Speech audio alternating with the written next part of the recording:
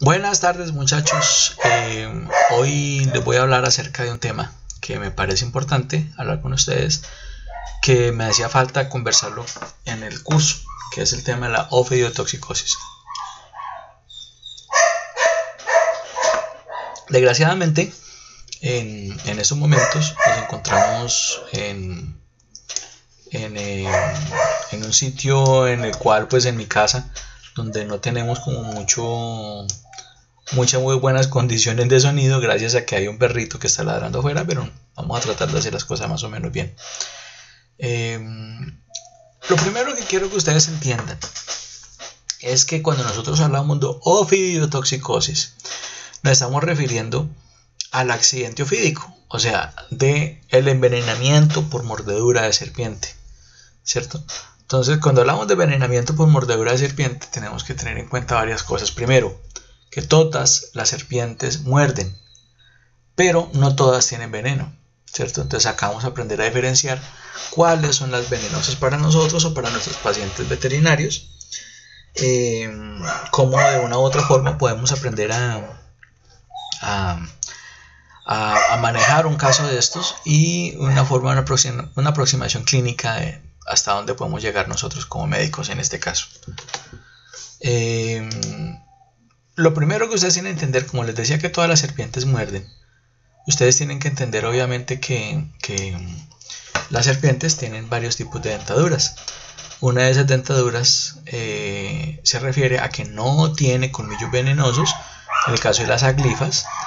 Unas que tienen los dientes venenosos en la parte posterior de la cabeza, en la parte anterior de la cara, de la mandíbula, perdón. Y es que llamamos opistoglifas, opisto significa atrás. Las proteroglifas, que lo tienen esos dientes anteriores, en la parte anterior de la cabeza, pero son dientes fijos, a diferencia de las solenoglifas, que son dientes anteriores, pero son retráctiles y mucho más grandes. Los que son importantes para nosotros son esas tres, opistoglifa, proteroglifa y solenoglifa, porque son realmente las que pueden producir algún tipo de envenenamiento con nosotros. La familia Ovoidae, como ya les explicaba, es uno de los poquitos grupos que no tienen colmillos venenosos. Son unas serpientes que la manera de cazar es al acecho y constriñen su presa, ahogándola, sofocándola. Entonces acá tenemos a Constrictor constrictor, la Constrictor imperator, tenemos la Epicrates incria o Epicrates sp, la Corallus caninos. Son animales que de una u otra forma cumplen con esas características de ser muy musculadas. Son serpientes muy fuertes, generalmente son de hábitos arborícolas y cazan pequeños mamíferos, otros reptiles, bueno, etc. También tenemos en este grupo, por ejemplo, la famosa anaconda, que es la serpiente más voluminosa que tenemos nosotros en el mundo. También está la pitón reticulada, pero yo voy a hacer solamente énfasis en las colombianas. Entonces acá tenemos en cuenta esto. Son animales que son constrictoras, como les decía. Yo quiero que ustedes se fijen también, por ejemplo, en el caso de esta serpiente, que se alcanza a ver con mucho detalle. La calidad de las escamas, son escamas que son lisas, no tienen ningún tipo de quilla o de estructura en la escama. Es una característica de ese tipo de animales. Como les acabo de decir, son de hábitos arborícolas la mayoría, a excepción de la anaconda, que es de hábitos completamente acuáticos. Otra cosa, señores y señoritas, las serpientes son excelentes nadadoras todas, ¿cierto? Entonces, al ser excelentes nadadoras, pues hay que tener mucho cuidado con ellas también en el agua. La familia Viperidae es otro grupo que realmente aquí todas, absolutamente todas son venenosas. Cuando hablamos de Viperidae, estamos hablando de víboras.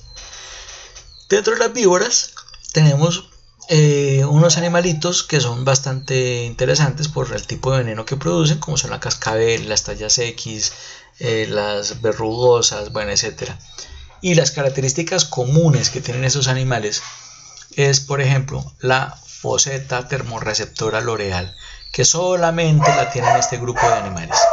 La foseta termorreceptora loreal está demostrado por estudios que han hecho en otros lados de disecciones y cosas que han hecho los biólogos y algunos veterinarios, es que está comunicada íntimamente con el nervio óptico, haciendo que de una u otra forma las serpientes puedan ver a su presa por medio de la temperatura. No estamos hablando del término correcto de ver, pero sí es una aproximación biológica bastante fuerte. Entonces, para que lo entiendan por ese lado. Otra característica primordial de las vipéridas es la escama quillada, o unas escamas que son con una quilla o con una protuberancia en la mitad que las hace típicas de ese tipo de animales. Otra característica primordial de ellas es la pupila vertical. Todos los vipéridos tienen pupila vertical, tienen foseta loreal y escama quillada. Y la otra característica es la cabeza en forma triangular. Mira, aquí se alcanza a ver bien, ¿cierto? Entonces hablamos de varias características. Acá tenemos varias de la famosa talla X. Mire, está cerca la ecdysis, tiene su ojo azul, ¿sí? Es mucho más peligrosa porque no ve bien. Esta ya pasó por su ecdysis. Pero en esta foto yo quiero mostrarles una cosa bien bonita acerca de ella, que la tengo yo acá. Cuando uno abre la boca de una serpiente, lo primero que va a ver es esa estructura en el fondo, que correspondería al órgano de Jacobson. El órgano de Jacobson es una estructura bastante inervada y bastante irrigada, que es homóloga al órgano de Jacobson de los mamíferos, que le permite, junto con el órgano vomeronasal, hacer ese reflejo del fleming. Las serpientes no hacen fleming, pero sí les ayuda a oler su presa. ¿De qué forma? Ustedes se dan cuenta que las víboras tienen, o las serpientes tienen una lengua que es bífida. Cada una de estas punticas, cuando salen al exterior, capturan una serie de partículas olfatorias que luego pegan acá a la parte dorsal del órgano de Jacobson, y entonces así sabe la serpiente para qué lado ir a cazar. Si la mayoría de partículas olfatorias están a este lado, obviamente arranca para este lado. Si la mayoría están hacia el lado contrario, pues arranca para otro lado. Si están ambas, pues sigue de frente, ¿cierto? Entonces así es como la otra característica importante. Eso es en todas las serpientes. Acá hay una estructura que yo quiero que ustedes vean en las serpientes solenoglifas, que son serpientes vipéridas todas. Está el colmillo, que es un colmillo que parece una aguja hipodérmica y está cubierto por una telita, una membrana mucosa que se llama vagina dentalis. Esta vagina dentalis ayuda a proteger el diente cuando está doblado hacia adentro. Entonces es una estructura muy de ellas. El grupo de los colúbridos, la familia Colubridae, es un grupo de serpientes bien interesante, porque las características de ellas son muy diferentes a las vipéridas. Tienen un ojo grande con pupila redonda, mire, aquí está. Aparte de eso, sus colas terminan en punta, o sea, son animales muy finos en su terminación, a diferencia de los vipéridos y las boidos, que se terminan un poquito más abrupta o más roma. Otra característica, que las escamas son lisas, completamente lisas, son muy bonitas. Bueno, características son como las principales. Ellas, la mayoría, no tienen venenos letales para los humanos. Muchas de ellas, se dice que algunas tienen algún tipo de veneno, pueden ser proteroglifas, opistoglifas, la mayoría son las que tienen veneno, son opistoglifas, pero ese veneno es importante para reptiles, anfibios, bueno, otro tipo de animales diferentes. Tengan en cuenta, por ejemplo, que hay colúbridos de la familia Colubridae que se alimentan de serpientes que pueden ser dañinas para nosotros, como el caso de esta Clelia que se está alimentando de esta Otrops, ¿cierto? Hay que tener en cuenta eso. Mira, otra característica del ojo grande y pupila redonda. Y hay otras que inclusive adoptan colores que son muy similares a los de las serpientes venenosas reales. Esas son las famosas llamadas falsas corales. Entonces le dicen, venga, yo me parezco a esta, déjeme quieto, no me moleste. Entonces ahí está. Más adelante les enseñaré cómo diferenciar una coral falsa de una coral verdadera. Acá hay varios tipos de colores, estructuras. Algunas son rastreras, otras son arborícolas, como estas dos. Estas, si le dicen guardacaminos, pues su nombre lo dice, mantienen el piso. Estos animalitos se alimentan de pequeños roedores, de aves, anfibios, reptiles, etc. Y quiero detenerme un poquito en esta especie, que es la famosa Spilotes pulatus. Le dicen granadilla, le dicen toche, mandarina. Es una serpiente que en realidad no es venenosa para el ser humano, pero mucha gente le tiene miedo porque es bastante agresiva. Entonces los campesinos inclusive dicen que lo salen persiguiendo y bueno, una cantidad de cosas. Y es cierto, puede que de una u otra forma los persiga, y los ataque, pero son serpientes que su temperamento es así, pero no son venenosas. Eso hay que tenerlo muy claro, que no son serpientes venenosas. A esta serpiente que les acabo de mostrar, esta que estoy señalando con la manito del apuntador, le dicen también cuello machete, ¿cierto? Porque cuando ella se enoja, su cuello se aplana completamente. Entonces, sí. Bueno, pónganle cuidado a estas 4 fotos, a estas 2, luego hablo de ellas 2. A estas 4 fotos les quiero comentar acerca del hecho de cómo diferenciar una serpiente venenosa de una no venenosa. Entonces, acá hablamos acerca de los ojos grandes con pupila redonda, ¿cierto? Acá tenemos el caso de una culebra como tal. Y las 9 escamas cefálicas que encontramos en todos los colúbridos. 1, 2, 3, 4, 5, 6, 7, 8, 9. Son 9 escamas cefálicas que encontramos en todos los colúbridos, ¿cierto? Y mire que solamente tenemos una narina.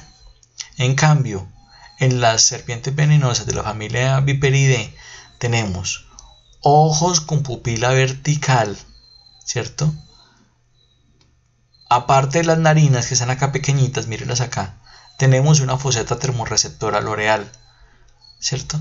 Esas son características típicas de eso. Aparte de eso, miren la forma de la cabeza. Esta tiene forma de cabeza de flecha, esta no, ¿cierto? ¿Por qué coloqué las fotos de una boa constrictor de fondo acá al final? Me parece importante que ustedes aprendan a diferenciar de que las boas son uno de esos especímenes bien interesantes porque de una u otra forma son muy diferentes a todas estas que yo les he comentado acá.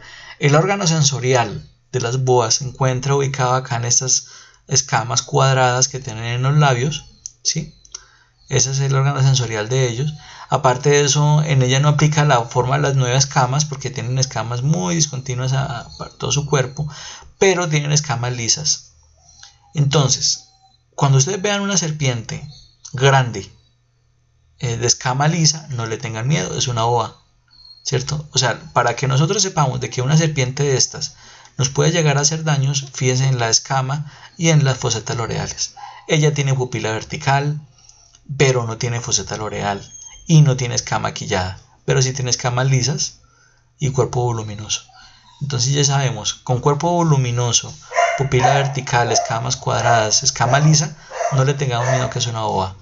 Pero si tiene foseta loreal, pupila vertical y cabeza en forma de triángulo, miren como lo estoy señalando acá, sí tengamos cuidado con ella.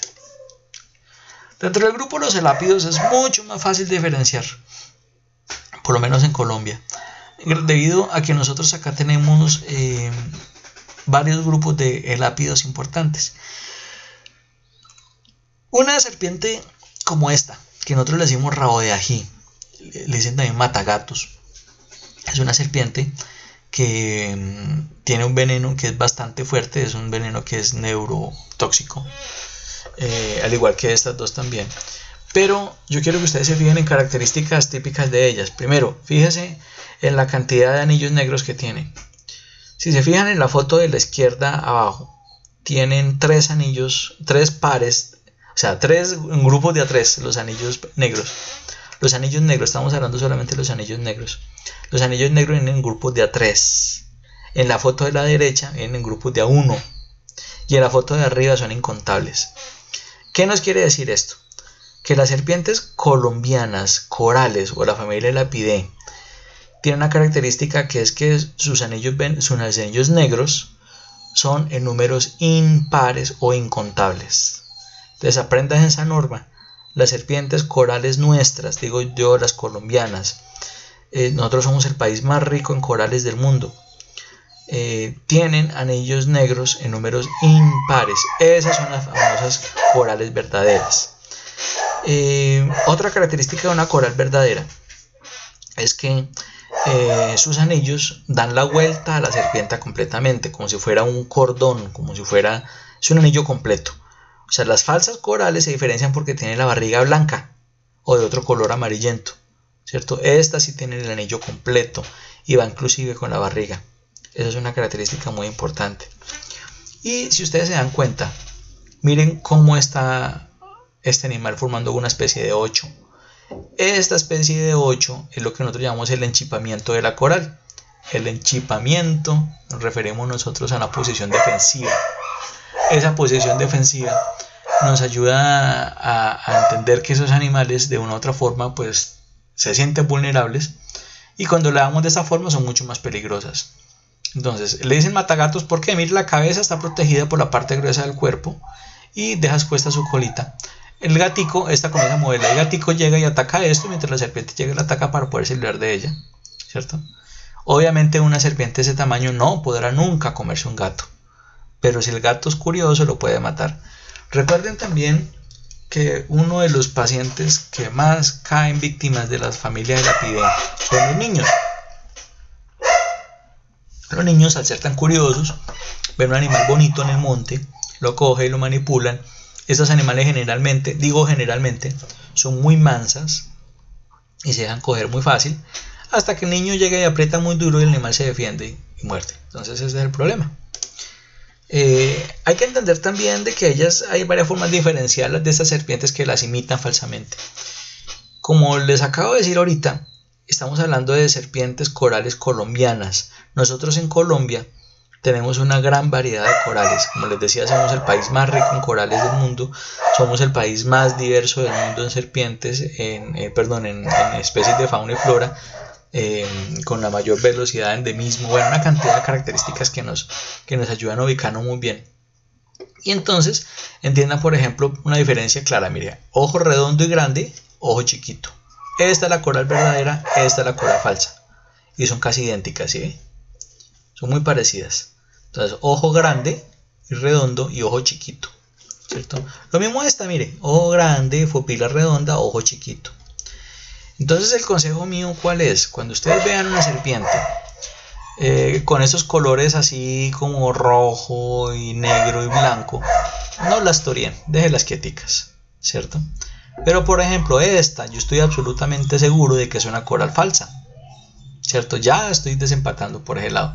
Entonces, por favor, no las matemos, porque muchas de estas serpientes son ofidiófagas. Muchas de estas serpientes se alimentan de otras serpientes, inclusive tallas y cascabeles. Aparte de eso, nos ayudan a librarnos de una cantidad de plagas. Como les decía, patrones que nos ayudan a reconocer una serpiente verdadera de una falsa. Están lo del ojo grande, pupila redonda, y lo del anillo que recorre todo el cuerpo y tiene que ser completo, no incompleto como en este caso que estoy señalando acá. Si yo veo esto en la naturaleza, yo ya sé de una de que es un animal falso. Lo mismo que esta, mire, tiene anillos pares. Estamos hablando de que los animales con anillos impares son los que verdaderamente son los falsos, son los verdaderos venenosos. Entonces, recapitulando acá un poquito estas características, entonces, anillos impares, ojo chiquito, hábitos fosoriales son corales verdaderas. El anillo continuo alrededor del cuerpo. Anillos incompletos, ojo grande y anillos pares se refieren a serpientes falsas corales. Hablando de la identificación de las serpientes venenosas, quiero que ustedes se fijen que ya tenemos varias características: dentición opistoglifa, dentición proteroglifa, dentición solenoglifa, ¿cierto? Estamos hablando de una cola larga, pero puede ser roma, termina en cascabel, inclusive, y escama quillada, ¿cierto? Aparte de eso, mire la foseta termorreceptora loreal, que solamente la tiene el grupo de los vipéridos, ¿cierto? Bueno, acá es otra forma de entender esto diferente. Acá entendemos, por ejemplo, de que la glándula venenosa es una glándula salival modificada que se llama glándula de Duvernoy. La glándula de Duvernoy es una glándula que produce veneno y de una u otra forma puede ayudar a que desemboque en el conducto donde tiene que desembocar. La cola de esos animales, al igual que las boas, es una cola roma que termina en términos bruscos o en cascabel. En cambio, los colúbridos terminan en una cola larga y puntuda. Nosotros ya vimos esto, ¿cierto? Bueno, como les decía, la glándula de Duvernoy aplica el veneno, su conducto termina sobre los dientes. En las serpientes que son solenoglifas, o sea, las que tienen los dientes retráctiles, estos dientes tienen un conducto por la mitad de sus dientes por dentro, actuando casi como una aguja hipodérmica, que de una u otra forma nos ayuda a inyectar el veneno de una forma eficiente. Por eso es que es tan venenosa este tipo de animales. Las opistoglifas, que tienen los dientes venenosos en la parte posterior de la cabeza, ayuda a que este veneno salga por un surco que corre alrededor del diente, inyectando su veneno. La proteroglifa, aparte del surco, tiene también un conducto que está abierto, ¿cierto? En el caso de las corales. Bueno, ya yo creo que esto quedó claro. Para las venenosas vipéridas tenemos que tienen, aparte de la narina, tienen la foseta termorreceptora y pupila vertical. En cambio, las que no son venenosas tienen una pupila redonda y tienen solamente la narina. Esa es una característica. Bueno, yo acá les quería comentar con esta diapositiva para terminar esta partecita, es el sistema de eyección del veneno. El sistema de eyección del veneno es algo bien interesante porque de una u otra forma nos están mostrando de qué forma nosotros podemos entender qué tan valioso es el recurso biológico del veneno. En una serpiente vivoresna, o sea, en una cría de víbora, nosotros podemos entender que está hasta ahora aprendiendo a manejar su veneno. Al aprender a manejar su veneno, tenemos que entender también de que ella está eyectando veneno en cantidades grandes. Entonces, por eso es que más adelante podemos decir de que las serpientes adultas no desperdician este veneno en una presa que no se van a poder comer. Entonces, por ejemplo, si me llegase a morder una talla X o una cascabel adulta, lo más probable, hay una posibilidad bastante grande de que yo no me muera por el envenenamiento que me produce, ¿cierto? Porque no me cansa inocular la cantidad de veneno que pueda ser letal para mí, sino simplemente una mordida de aviso, entre comillas. Entonces, esto lo aprende a manejar la serpiente a través de la edad. Y como les decía, es un recurso biológico de alto gasto biológico, como tal, alto gasto metabólico, y ella no puede darse el lujo de desperdiciar ese gasto metabólico porque no podrá comer después, ¿cierto? Entonces ahí está el problemita. Entonces recuerden, esta es la glándula Duvernoy, que es una glándula salivar modificada. Decimos que la OMS dice que más o menos el 10% de los casos de las mordeduras de serpientes mueren, ¿cierto? En el mundo, donde de 300.000 casos fallecen entre 30 a 40.000. Tenemos que entender que en Colombia se presentan hasta 3.000 a 4.000 casos y solamente el 5% fallecen. Esta tasa ha disminuido bastante. Esos datos que les acabo de dar son datos del 2005-2006 más o menos. Pero hoy en día, 10 años después, yo creo que ha cambiado un poquito esa epidemiología. Estos datos son del 2003, pero yo quisiera que ustedes compararan que en la mayoría de departamentos se han presentado accidentes ofídicos, pero muchas veces ustedes ven una inconsistencia, por ejemplo en Cundinamarca, donde solamente han habido 2 casos, cuando nosotros sabemos de que la zona rural de Cundinamarca es bastante amplia. Y por ejemplo en Guainía, donde es un departamento netamente selvático, solamente se han presentado 5 casos. ¿Sí? Y un departamento como Antioquia, que es bastante industrializado, es donde más casos se han presentado. Entonces yo creo que ahí tiene mucho que ver la vigilancia epidemiológica que se hace con respecto a ese tipo de eventos. Entonces acá pues solamente es para mostrar una información de este caso. Yo los invito a que por favor muchachos revisen los boletines epidemiológicos del Instituto Nacional de Salud en casos de ofidismo y me ayuden a verificar qué tan amplia es la distribución del accidente ofídico en Colombia al día de hoy. ¿Qué es lo primero que tenemos que tener en cuenta del accidente ofídico? Lo primero que tenemos que tener en cuenta es que el paciente lo primero que siente es miedo. ¿El miedo qué causa? Taquicardia, sudoración, mareo, náuseas, vómito, dolor, diarrea, escalofrío. Bueno, el miedo es uno de los peores síntomas que uno puede tener. Pero obvio, yo me llega a morder una serpiente de estas y yo no sé cómo manejarla, ni sé qué tipo de serpiente es, me asusto, ¿cierto? Hay que también tener en cuenta. Entonces lo primero que tenemos que hacer en caso de unos primeros auxilios es calmar al paciente. Y si nosotros sabemos cómo se maneja el accidente, pues obviamente mucha más calma va a tener el paciente.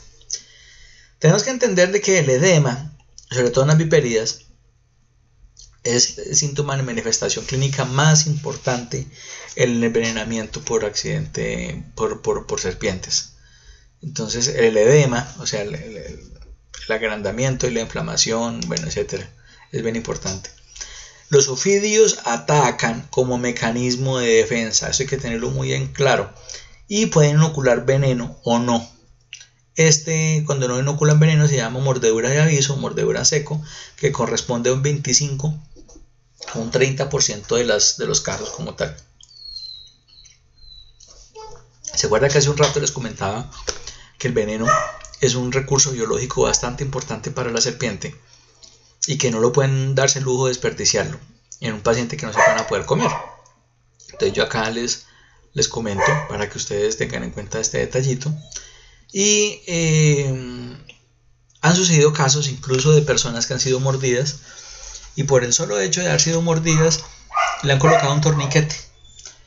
Ese torniquete también está contraindicado. Entonces el torniquete pues obviamente tranca la circulación mientras van a un lado que le aplique conseguir el suero, porque muchas veces ni siquiera los médicos de los servicios de atención saben dónde está el suero, ¿cierto? Entonces no hay suero, qué tal cosa, entonces se pueden dar vueltas mientras tanto el torniquete sigue apretando y sigue apretando hasta que llega al punto en que descubren de que era una mordida seca y el paciente pierde esa extremidad con la cual tenía su torniquete. Ya han habido casos. Yo particularmente conocí el caso de un niño que perdió una piernita por este caso. Entonces no hay que tratarlo inadecuadamente un accidente ofídico. Ya les voy a explicar cómo se puede manejar. Las manifestaciones locales pueden ser mínimas, o sea, en el sitio de la lesión como tal, mientras que las sistémicas pueden ser gravísimas. Recuerden que yo les decía ahorita que los dientes de las serpientes orenoglifas tienen un conducto por la mitad que hace como si fuera una jeringa hipodérmica, una aguja hipodérmica, perdón. Entonces eso hace que el veneno llegue mucho más adentro del músculo cuando lo aplican en un sitio como una pierna o algo así. Entonces, ¿qué es lo que no se debe hacer? Primero, no hacer incisiones en los sitios donde se localiza la mordedura. Yo no puedo hacer cortes como en las películas de vaqueros donde llegan y cogen con la navaja y le cortan y le chupan. No, nada de eso se debe hacer. Primero que todo, porque ya el veneno ya ha entrado muy adentro, ha entrado muy profundo. Y por más que yo haga el corte no voy a poder sacar el veneno. Aparte de eso, el veneno ya está circulando en sangre. Lo otro que nunca debo hacer es usar un torniquete. Ya ni siquiera en una herida abierta se usa un torniquete. Eso es más el daño que provoca, que hay que saberlo manejar muy bien con tiempos de protrombina, bueno, una cantidad de cosas para evitar que se haga daños. Entonces no lo usemos. Tampoco hay que aplicar hielo. Bueno, ¿por qué ni el torniquete ni hielo? Porque el torniquete, aparte de apretar y trancar la sangre en un sitio, está haciendo de que el veneno actúe más localizadamente en determinado sitio y dañe mucho más rápido el tejido, ¿cierto? Porque lo está concentrando mucho más en una parte. Entonces el daño tisular va a ser mucho más extenso, más rápido y más profundo. El hielo va a ser exactamente lo mismo, porque impide que la sangre circule libremente, ¿cierto? Entonces se concentra el veneno en un sitio y el veneno, recuerda que tiene una acción enzimática. Y al tener una acción enzimática comienza a destruir una cantidad de cosas y comienza a destruir y comienza a destruir. Entonces eso pasa con ese tipo de casos. Tampoco hay que administrar cargas eléctricas de ningún tipo, porque antiguamente la gente pensaba que colocando corriente, el corrientazo hacía que hubiera vasoconstricción en los sitios y eso es falso. No hay que administrar ninguna sustancia química ni extractos de plantas o animales por ninguna vía al paciente. Esto es lo que nosotros llamamos los cuidados de los médicos tradicionales. Los médicos tradicionales de algunas comunidades indígenas usan plantas, usan extractos, usan vainas, pero ellos saben de que el 25 al 30% de las mordidas de esas serpientes son mordeduras secas. Entonces ellos dicen, se me salva 1 de cada 3. Claro, ahí está jugando con la estadística, ¿cierto? Entonces pilas con eso, tengan en cuenta que esto no es un caso de jugar con la vida de uno. Es preferible guardar la calma y esperar atención médica adecuada. Tampoco hay que administrar bebidas alcohólicas. ¿Por qué? Porque las bebidas alcohólicas producen hipotensión. Muchos de los venenos de las viperidas también producen hipotensión. Y el paciente puede claudicar, puede caer mucho más rápido. Obviamente tampoco hacer las succiones con la boca como en las películas de vaqueros. No es adecuado porque de todas maneras ya el veneno está muy adentro, ya el veneno está actuando. Aparte de eso podemos contaminar más la herida y bueno, podemos provocar más daño que nosotros queremos hacer. ¿Qué es lo que se debe hacer? Lo primero que se debe hacer es obviamente calmar a la persona y ponerla a reposo rápidamente. Hay que hablar tranquilo con ellos, hay que conversar acerca de su problema sin alarmarla, que sea consciente del problema que tiene. Hay que mostrarle que la tasa de morbilidad es alta, pero la mortalidad es muy bajita, ¿cierto? Si se maneja a tiempo. Obviamente va a estar unos días en el hospital, tiene que manejarle unas pruebas clínicas, bueno, una cantidad de cosas. Hay que quitarle cualquier torniquete que se haya hecho, porque ya les decía por qué. Entonces es preferible que el veneno esté circulante a nivel sistémico a que esté concentrado en un solo sitio. Lo otro que debo hacer también es desinfectar la zona de la mordedura. Yo sé que eso duele como un cachira, eso duele mucho, porque esas mordeduras generalmente son dolorosas, pero hay que procurar desinfectar ese sitio porque la flora bacteriana de estas serpientes en la boca es bastante rica en bacterias saprófitas como Clostridium, Salmonelas, Escherichia coli, Shigella, bueno, etcétera, que de una u otra forma pueden llevarnos a un cuadro secundario de infección bacteriana que puede ser malo. Lo otro que tenemos que hacer es entablillar, como si fuera una fractura. Si nosotros tenemos una extremidad, entablillarla como si fuera una fractura, ¿para qué? Para que se mueva lo menos posible. Y el paciente se coloca en posición de decúbito dorsal, o sea que la pierna, el brazo y todo quede al mismo nivel del corazón. O sea, no por debajo porque se va a concentrar la sangre, ni por encima porque también se va a regar más rápido. El paciente debe ser tranquilo, debe ser relajado, debe estar bien. Entonces esa entablillada ayuda a movilizar la extremidad mordida. Y de una, vámonos para el médico. Hay que saber en qué instituciones de salud nosotros tenemos suero antiofídico, por lo menos en Ibagué. El año pasado, o este año, perdón, hasta septiembre, tenía entendido que el único sitio que tenía suero antiofídico acá en Ibagué era el Hospital San Francisco. Yo los invito a que se metan en la red Civigila, eso es del Ministerio de Salud, y averigüen dónde hay suero antiofídico o quién lo vende. Realmente es costoso. Un kit antiofídico es caro, se puede tener el precio más o menos de unas 5 dosis, más o menos puede estar valiendo cerca de $1.000.000 más o menos. Pero para personas que trabajamos seguido con animales de fauna que mantienen en el campo, debe ser una obligación. Y obviamente recibir el entrenamiento para poderla colocar adecuadamente. Porque también tiene, ya le explicaré más adelante cómo se coloca esto. ¿Qué recomendaciones en caso de un caso evidente de mordedura de serpiente? Debemos, si es posible, identificar y capturar la serpiente agresora. Entonces, si nosotros sabemos que es una cascabel, bueno, estamos seguros que es una cascabel, tenemos que, en lo posible, capturarla.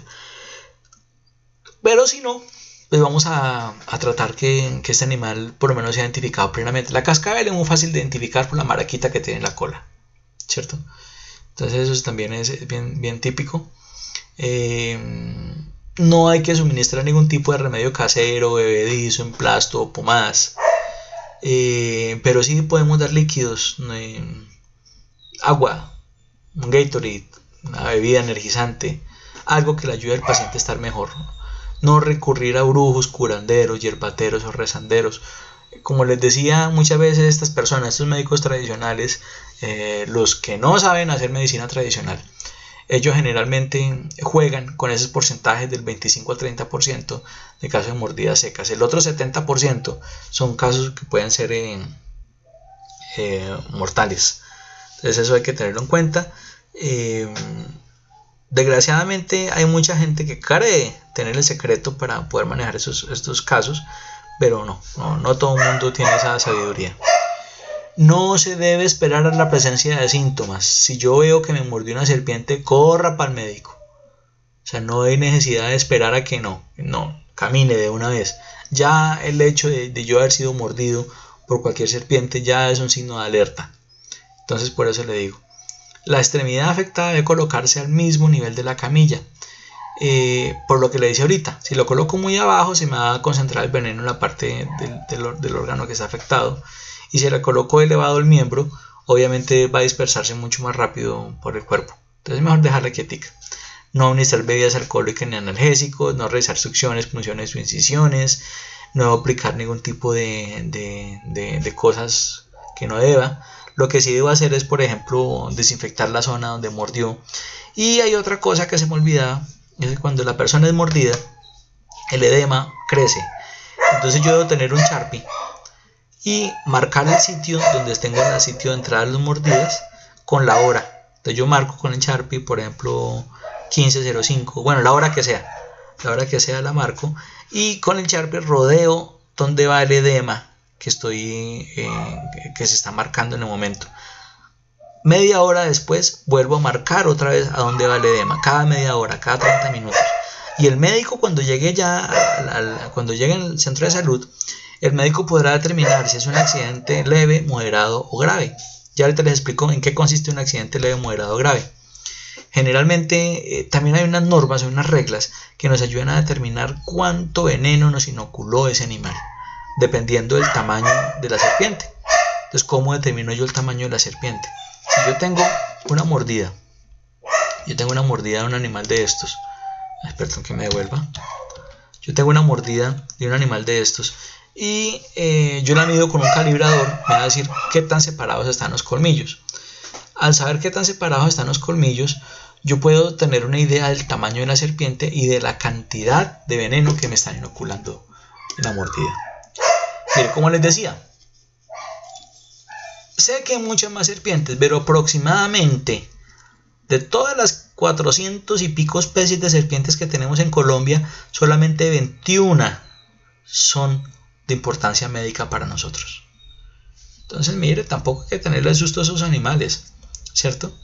Tenemos dentro de la Viperidae y la Elapidae, son los dos únicos grupos que nos pueden hacer daño a nosotros. Entonces ya conocemos las vipéridas, que son las víboras, guata, jerdón, cuatro narices, mapanata, yadeca, rabiseca, jararaca, cascabel, verrucoso, rieca, patoco, patoquilla, 24 zapa, ¿cierto? Estas son las que nos hacen daño a nosotros. Dentro de las elápides tenemos las micrurus o corales, tenemos 21 tipos de corales diferentes, como les decía, perdón, son muchas más, son 21 corales como tal y solamente una marina. Estas son las más numerosas, entonces hagamos cuentas. Tenemos 4,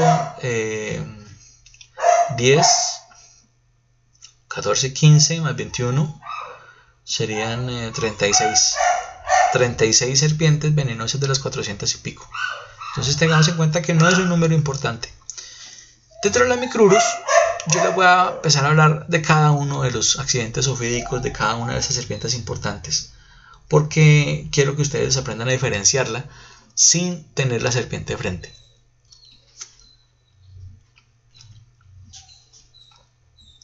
Tenemos muchos tipos de micrurus. Le dicen coral, rabo de ají, coral real, gargantilla. Son proteroglifas, o sea, tienen los dientes venenosos en la parte anterior de la cabeza, varían de colores y corresponde a casi, ¿no? Yo diría que menos del 1% de los accidentes ofídicos en Colombia. A pesar de esto, se considera importancia médica porque produce la muerte de las personas. La Crotalus durizos, que es la cascabel, Crotalus durizos terríficos o Crotalus durizos cumanensis. Nosotros acá tenemos dos subespecies muy importantes solamente por el país. Nosotros tenemos cascabeles más venenosas que las estadounidenses o centroamericanas. La nuestra es muy venenosa, ¿cierto? Se compara su veneno casi con el de la cascabel brasilera, que es bastante fuerte. Su característica principal es esta maraquita que tiene en la cola, que simplemente son escamas superpuestas. Si hace la escama maquillada, eso es lo que produce ese sonido de maraquita o de cascabel. No es que tenga por dentro cositas que suenen, no. Son serpientes que son solenoglifas, pertenecen al grupo de las vipéridas.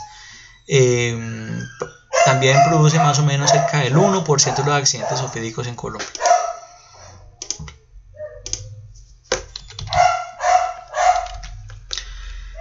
Acá en esta tabla quiero mostrarles, por ejemplo, que las cuatro narices o botrops, aquí me quedó descuadrada la diapositiva, cuánto miligramos de veneno por mordedura puede tener y cuánto es la dosis letal del hombre.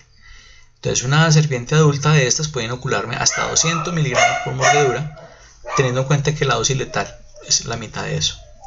En los crótalos también pasa algo muy parecido, son 80 miligramos cuando ellos nos pueden inocular hasta 200. La laquesis, miren acá lo interesante, la laquesis muta, laquesis es una serpiente que tiene unas características bien interesantes, que ellos nos pueden transmitir por una mordida de 600 a 700 miligramos, hasta 1 gramo, dicen algunos autores, cuando nosotros solamente 300 miligramos es suficiente para matarnos a nosotros. Pero los corales, de 15 a 20 miligramos, cuando lo mortal para nosotros es de 3 a 5 miligramos. Yo quiero hacer un paréntesis pequeño acá.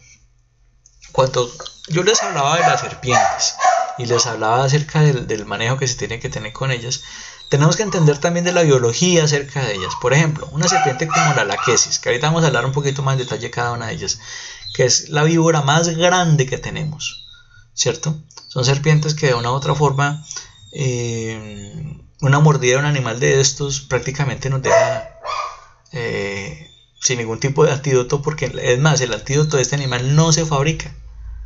El antídoto no se fabrica y ya la persona que es mordida por una laquesis, de malas, mejor dicho. Entonces eso también hay que ver, pero también hay que entender de que la laquesis es un animal que es muy manso y que realmente no es importante médicamente, porque la proporción de envenenamientos por laquesis es menor incluso a la posibilidad de que un rayo mate a una persona. O sea, es menos del 0.5% de la población sea afectada por una laquesis. Entonces tengamos en cuenta también eso. No el hecho de que sea venenosa tengamos que satanizarla, no. Simplemente es un animal que, aparte de esos, son animales que viven en selva profunda y allá hay muy poca gente, ¿cierto? Bueno. Porque el veneno tiene estas actividades. Primero, tiene sustancias no proteicas, como aminoácidos, nucleótidos, carbohidratos, lípidos y aminas biogénicas. Esas aminas biogénicas, eso es lo que hace que el veneno duela, ¿cierto? Porque comienzan a destruir una cantidad de cosas.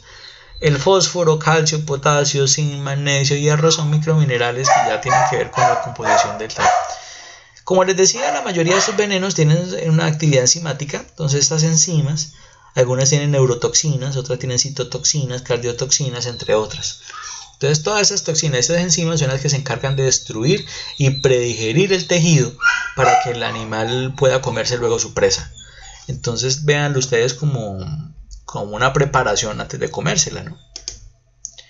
Las aminas biogénicas tienen la histamina, la bradykinin, la serotonina, la acetilcolina. Esto hace que estas enzimas sean mucho más, que estas aminas sean mucho más dolorosas. Entonces esto hace que presente un dolor intenso, un edema y una baja en la tensión arterial. En los viperios están presentes en todos.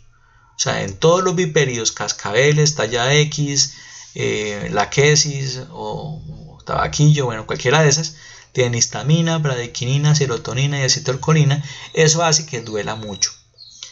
En las silápides no está presente, es un dolor no inmediato o ausente. Entonces decimos, las aminas producen dilatación capilar, eso hace que los capilares aumenten de tamaño, haciendo que se aumente la permeabilidad de los vasos sanguíneos, haciendo que se extravasen los líquidos. Entonces, cuando ustedes, acá hay la primera clave que yo les voy a dar, que ahorita se la resumo más fácil. Cuando ustedes vean una mordedura y vean dolor intenso, un edema y una baja en la tensión arterial después de la mordedura, fijo, casi 99% seguro de que es un viperido. Si hay una mordedura y esto no se presenta, estamos hablando de un elápido o una serpiente no venenosa. ¿Sí me entienden? Entonces ahí estamos hablando de esas dos cosas. Entonces tengan en cuenta, vipéridos, duele, se inflama y produce edema. En los elápidos no se inflama. Esa es una de las primeras síntomas que nosotros tenemos que verificar ahí. La fosfolipasa 2, como les decía, todos los venenos de serpientes tienen esta enzima presente. Y de una u otra forma ayudan a que los venenos, la acción tóxica se disperse mucho más rápido. Entonces acá tenemos de que todos los venenos lo tienen en formas múltiples. Eso hace que de pronto la degranulación de mastocitos y la hipotensión ayuden también ahí. Produce la hemólisis intravascular indirecta, muy frecuente en vipéridos como la Crútelos durissus o cascabel, escaso en corales. Y hay otra enzima que también está presente, que es la hialuronidasa. ¿Qué pasa con la hialuronidasa? La hialuronidasa hace que se rompan los puentes de colágeno, los puentes del tejido conectivo, haciendo que se favorezca la difusión del veneno en el organismo de la presa. Entonces, esto es bien importante. Cuando hablamos de enzimas proteolíticas, hablamos de endopeptidasas, exopeptidasas, proteasas específicas. Todas estas tienen una cantidad de síntomas y de cosas que nosotros podemos empezar a manejar acá. Entonces, eso también tenemos que tener en cuenta de que estas proteasas específicas tenemos quinogenasas, factor liberador de bradichinina, enzimas procoagulantes, tipo tropotomina de fibrinación y enzimas fibrinolíticas. Estas de acá abajo, estas tres últimas, tienen una afinidad bastante grande por el tejido conectivo y tejidos blandos, haciendo que se desintegren prácticamente. Bueno, ¿qué pasa con la cascada de la coagulación? Yo quisiera que ustedes se recordaran cuando ustedes vieron fisiología, cuando hablaron de toda esa carreta de la cascada intrínseca, de la vía intrínseca, la vía extrínseca como tal, que se acuerdan cuando pasa la calicreína, pasa la precalicreína, luego pasa la bradichinina, y eso pasa en los factores 12, luego pasa el 12A, luego pasa el 12, pasa el 11, bueno, etcétera. Hay una cantidad de cosas. La mayoría de venenos que tienen que ver con la parte hemolítica, la parte sanguínea, como en el caso del veneno de la cascabel o el veneno de la talla X o el veneno de la laquesis, afectan el factor 5 y 10 de la cascada de la coagulación. Entonces acá tenemos que tener en cuenta que cuando pasa en este factor tisular de la factor 5, que es la vía comofina, que pasa la protrombina, la trombina es un daño fibrinógeno, monómero de fibrina soluble, esto no se alcanza a formar.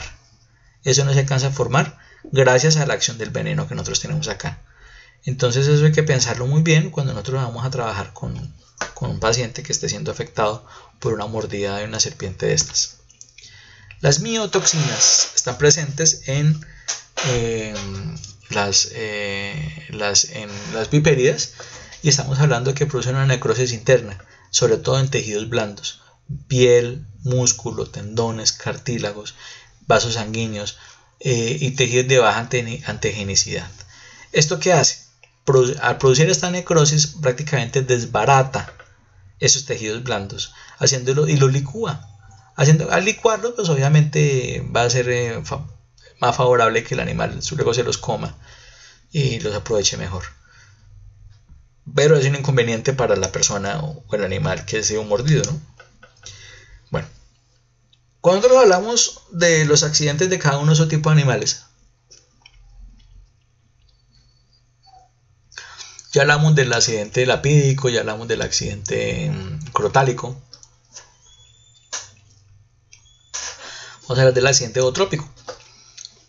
Tenemos que las serpientes son serpientes que viven hasta los 2500 metros en el nivel del mar, en el bosque húmedo tropical, aunque también en el bosque seco también hay. Son animales que son solenoglifas, o sea que sus colmillos están en la parte anterior de la cabeza, son retráctiles. Pueden ser animales hasta 2,5 metros y son causantes del 95 al 99% de los accidentes zoofídicos que se presentan en el país. Es un veneno que es proteolítico coagulante. Entonces es de pronto uno de los animales, por eso la quise dejar como aparte, porque quería hablarles de la especialidad de este animal que es bastante interesante. La Botrops, cuatro narices, mapaná, talla X, pudridora, barba amarilla, 24, jergón, jararaca. Como les decía, es un animal bastante fuerte en cuanto a la presentación de envenenamientos. Me disculpan este mapa de la izquierda, sé que estando de la distribución de la Botrops es mucho más amplia la distribución, pero quería que conocieran el animalito. Esta me la robé yo del programa de ofidismo de la Universidad de Antioquia, y ahí tienen esta foto, pero me di cuenta cuando ya armé la presentación que no está correcta. Entonces miren este animal, esta es la famosa talla X, miren las X que se forman en su dorso. la forma de la cabeza, es un animal bien interesante. Hay otro que también le dicen cora papagayo, jararaca verde o serpiente lora. Es un animal muy bonito, es un animal muy vistoso también, pero es bastante venenoso. Está presente en la Amazonía colombiana.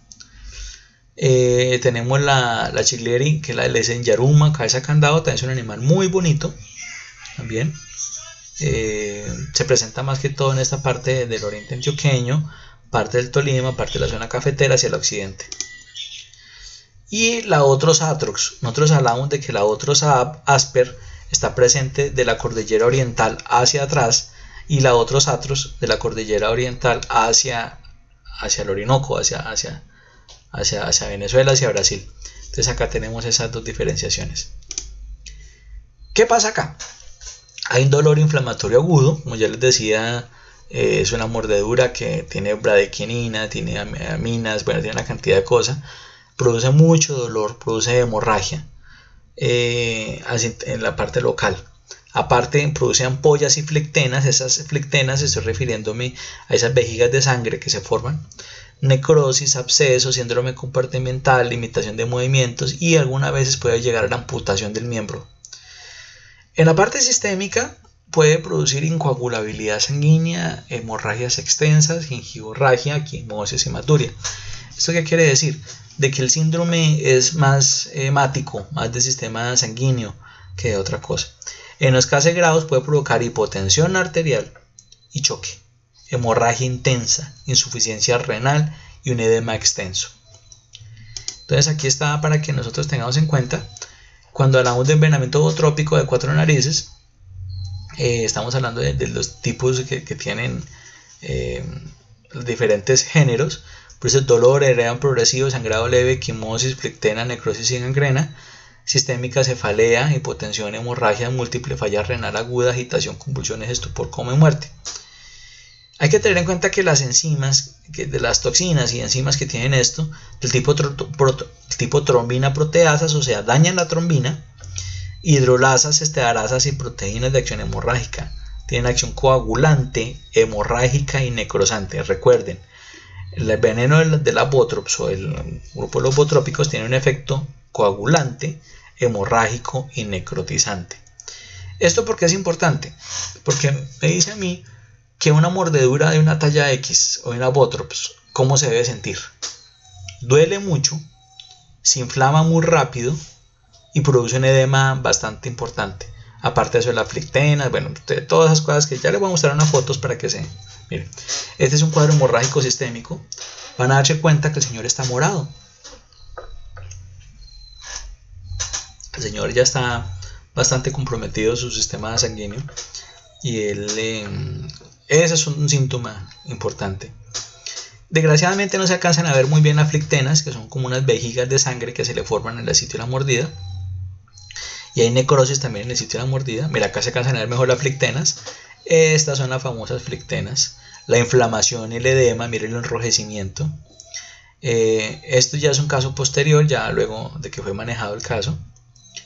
Es bastante importante el compromiso de este paciente. El edema también es un caso bastante importante. El accidente laquésico, como les decía yo, es un caso que es bastante raro.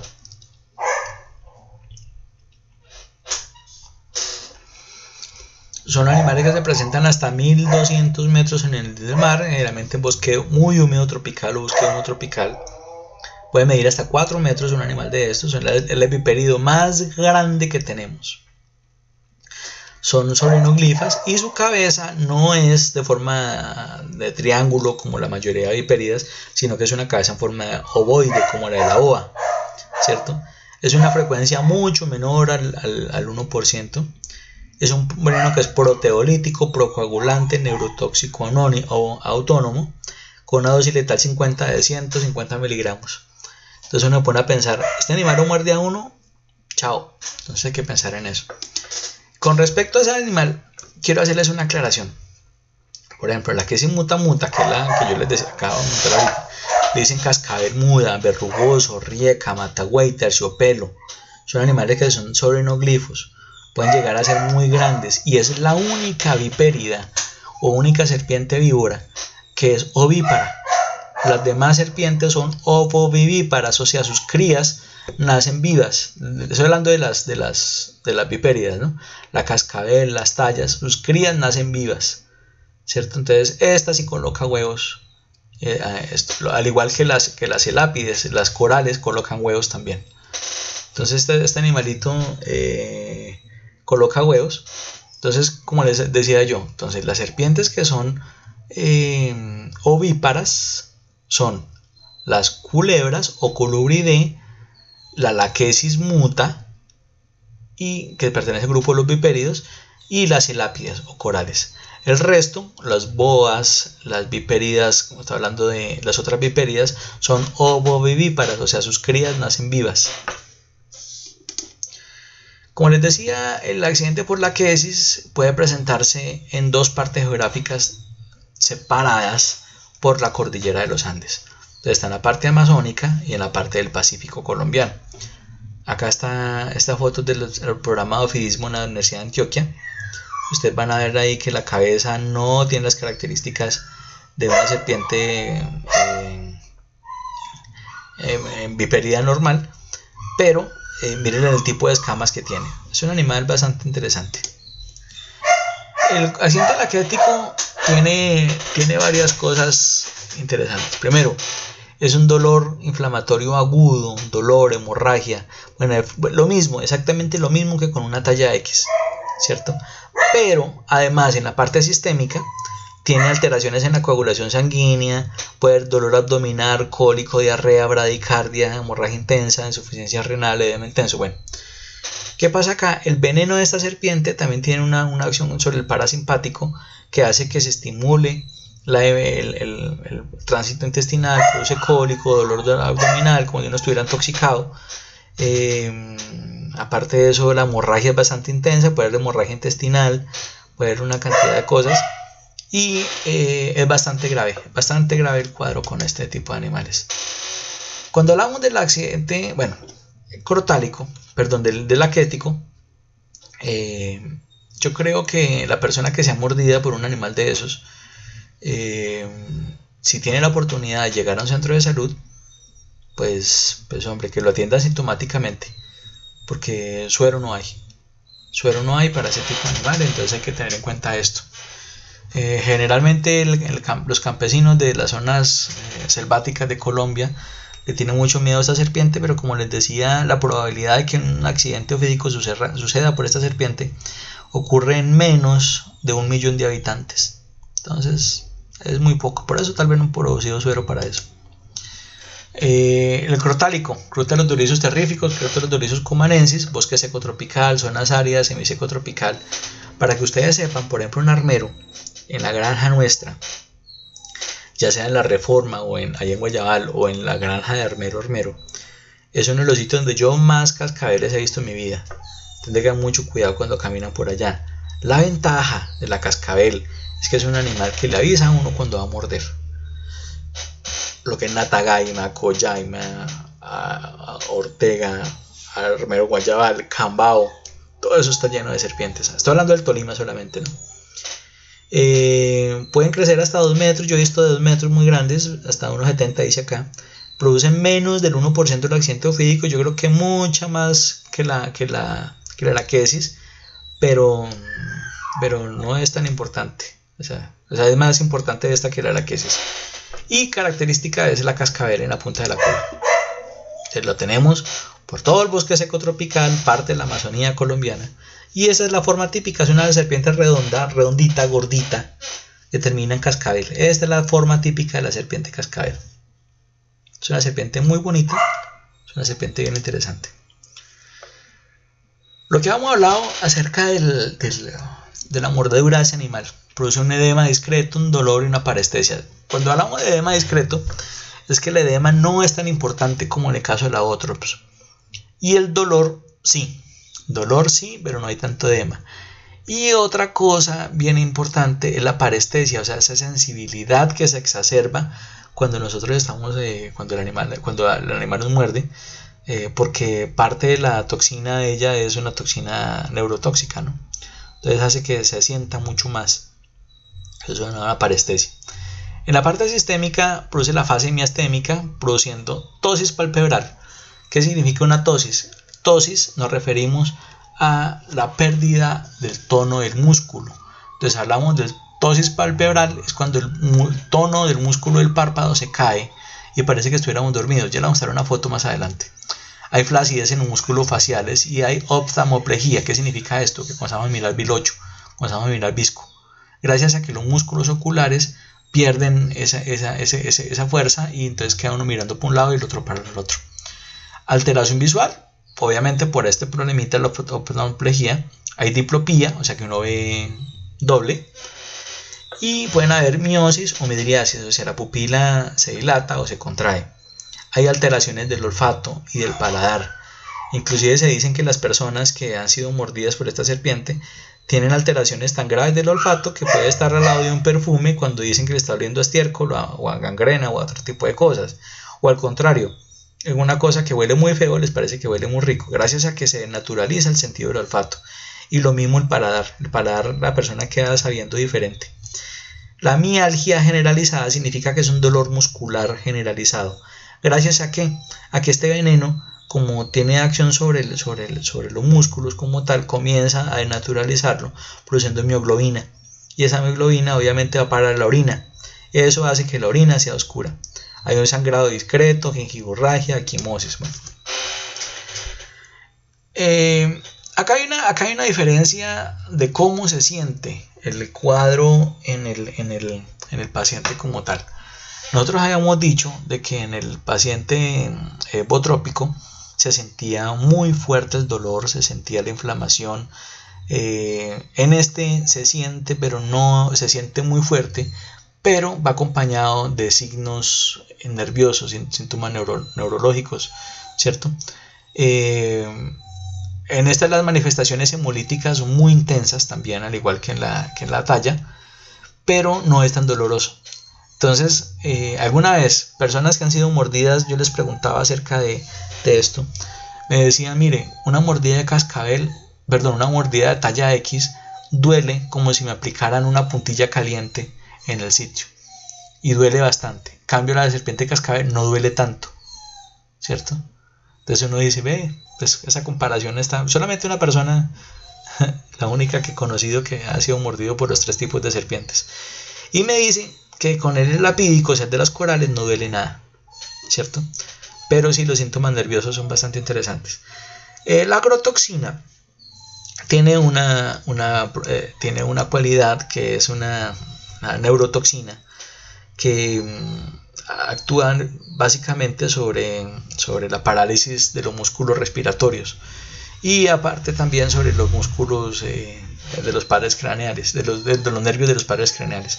Entonces mire, la fase miastémica, mire que este muchacho se le cayó los músculos de la cara, su cara está bastante caída. La rhabdomiolisis produce una mioglobinuria. Acuérdense que hay una rhabdomiolisis cuando el músculo se rompe y produce esa mioglobina, llega a la orina. Acuérdense que puede ser tóxico para esto. Mire la mirada del tipo cuando no... Eso es la famosa tosis palpebral. No puede abrir los ojos, ¿cierto? Aparte de eso también hay una cantidad de parestesias generalizadas que son bastante... En necrosis y edema en el sitio de la mordida como tal. Bueno, básicamente eso es con respecto a los crótalos.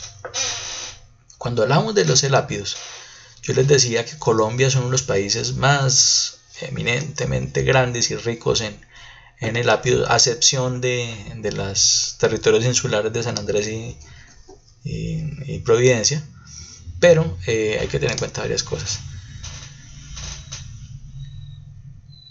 El cuadro local se presenta con una parestesia, una hipersensibilidad, pueden haber vómitos, fase miastémica, ya decimos que era tosis palpebral, flacidez de músculos faciales y oftalmoplegia. Ahí ya sabemos por qué hay alteración visual, diplopía, miosis o midriasis y hay dificultad para deglutir. Ahí la complicación más importante es una insuficiencia respiratoria. Si no se cuenta con el antídoto, se puede manejar médicamente simplemente asegurando que el paciente tenga una vía respiratoria abierta. Con esto ya nos aseguramos de que de pronto el paciente tenga una más alta tasa de supervivencia. Entonces van a ver, miren, sitio de mordida. sitio de mordida son serpientes pequeñas. La fase miasténica, mire la cara como si estuvieran dormidos los pacientes, en realidad están bastante despiertos. Y el accidente pelámico. Acá en Colombia solamente tenemos el reporte de la serpiente Pelamis platurus, que solamente tenemos una persona que ha sobrevivido a este accidente ofídico, y lo tenemos en la Universidad del Tolima, que es el profesor Hernán Torres, uno de biología, uno de gafitas, que es biólogo. Esa ha sido la única persona en Colombia que ha sido sobreviviente de un accidente de este animal. Solamente han habido 2 en el mundo. Nosotros tenemos a uno y trabajando en la Universidad del Tolima. Entonces yo alguna vez voy a invitar al profe para que nos haga un videito de este tipo y nos cuente su experiencia, y se los mostraré a ustedes más adelante. De todas maneras, yo lo coloco a manera de información, porque pues los que les gusta nadar en el mar, esa es una serpiente que solamente la encontramos en el Pacífico colombiano. Es una serpiente que realmente no es agresiva, pero si se ve amenazada sí lo puede llegar a ser. Es una serpiente que está diseñada prácticamente para vivir toda su vida nadando. Ella nunca entra a agua firme, a tierra firme. Entonces hay que tener en cuenta ese tipo de cosas. Prevención. Para cualquier accidente ofídico tenemos que tener en cuenta varias cosas. El uso del calzado, evitar salidas nocturnas donde no tengamos que ir a hacerlas sin la protección adecuada. Las aves de corral tienen que estar en un sitio adecuado también, porque algunas aves son alimento de algunas serpientes de estas. Entonces hay que colocar sus gallineros en sitios adecuados, no armar montones ni basuras de cosas, porque a las serpientes les gustan esos sitios, porque ahí también llegan ratas y otros tipos de animales que son presa de ellos. Entonces eso, hay que cuidar a los gavilanes, hay que cuidar a nuestras aguilitas, ellas se comen esos animales. Y hay que tratar de caminar por senderos y no introducir las manos en terrenos que no sabemos quiénes son.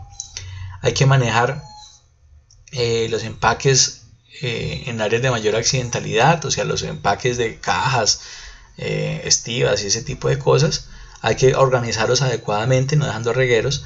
Tapar grietas y escondrijos en las viviendas, porque algunos serpientes en las zonas rurales se pueden meter por ahí buscando calorcito cuando hace mucho frío y se llegan a meterse ahí. Cuidado de revisar los sitios oscuros, siempre ir con un palito o con un gancho herpetológico o cualquier cosa que nos ayude a manejar esto. Hay que hablar con los vecinos acerca de los animales, hablar de cómo se maneja esto. Hay que hacer un entrenamiento de cómo manejar el suero antiofídico, que en realidad no es difícil. Y hay que capacitar al personal médico de la región. La flora habitual de la cavidad oral de esos animales, como les decía, es muy rica en enterobacterias. Por eso nosotros tenemos que tener mucho cuidado siempre que nos muerda una serpiente. Así no nos introduzca veneno, tenemos que hablar una desinfección bastante profunda. Para en caso de una mordedura de serpiente, yo ya les había hablado, no aplicar torniquetes, no aplicar hielo ni compresas, no realizar ningún procedimiento insólito como cauterización de la zona o aplicación de choques eléctricos, no realizar masajes porque obviamente va a regar más el veneno, infundir ánimo y optimismo, y esa es la cosa más difícil, pero se puede. O sea, yo creo que una persona que pueda hacer esto en un paciente puede ayudarle a hacer un cambio entre la vida y la muerte. Se deben cuidar que las vías respiratorias estén despejadas y que el cuello esté en posición adecuada. Obviamente, si está acostado, tiene que ir con el cuello hacia atrás y la mandíbula levantada hacia arriba. Y si es posible, pues si la persona pierde el sentido, pues tratar de intubarlo. Si hay náuseas, vómito, mareo, se coloca al paciente de lado. Entonces ya saben ustedes cómo hacer la postura de lado. Simplemente se recoge una pierna como si fuera a doblarla, se coloca hacia el lado de esa pierna, acostado hacia el costado. El brazo del mismo lado también se recoge, se coloca la mano debajo de la oreja y se voltea al paciente.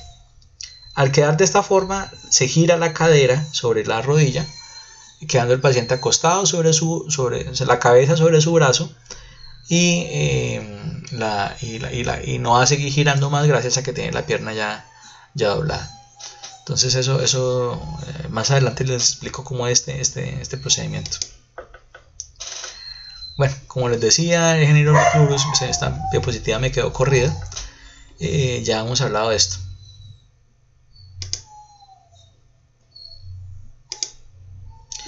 Bueno, ¿qué pasa con el antídoto? El antídoto está formado por gamma globulinas. Esas gamma globulinas, ¿cómo se extraen? Lo primero que tenemos que hacer es extraer el veneno de la serpiente. Generalmente son serpientes de géneros que nosotros podamos ser peligrosos para ellos. Inclusive sería interesante que si alguno, una tesis de grado o algún trabajo de investigación, pudiéramos obtener venenos de serpientes no venenosas para estudiarlos un poquito más. Sería bien interesante. De no venenosas, no letales, estoy hablando yo de algunos colúridos que son venenosos, y estudiarlos de una manera. Ya vamos a hablar de eso más adelante.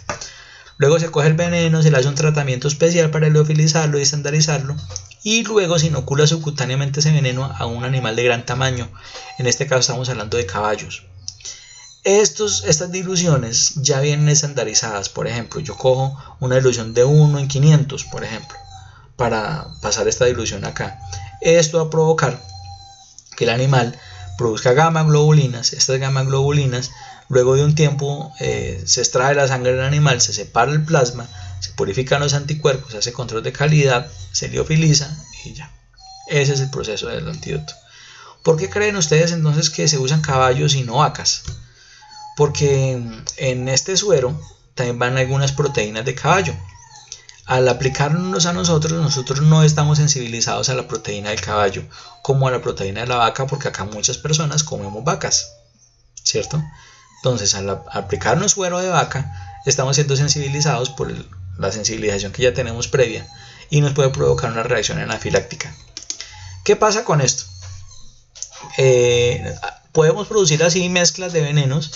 Estas tres fotos que les coloco yo acá son de venenos que sacaron en Costa Rica. Se producen de la misma forma. Realmente la diferencia no es mucha. Y acá lo que tenemos que hacer son varias cosas. Primero, las medidas de urgencia. Ya sabemos cuáles son las medidas de urgencia. Estabilización del paciente. Tenemos que hablar acerca de una cantidad de cuestiones como importantes para que el paciente no se nos vaya a ir.